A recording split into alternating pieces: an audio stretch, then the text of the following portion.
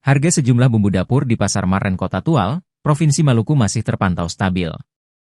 Per Sabtu, 12 Oktober 2024, harga cabai rawit produksi petani lokal dibanderol Rp80.000 per kilo.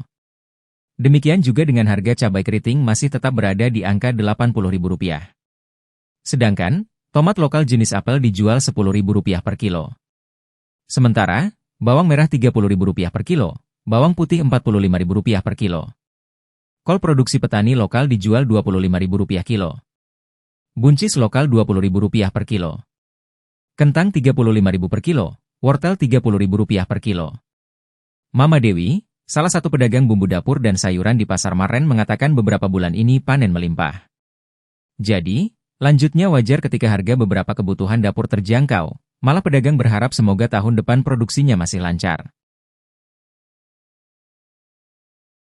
Download Tribun X sekarang, menghadirkan lokal menjadi Indonesia.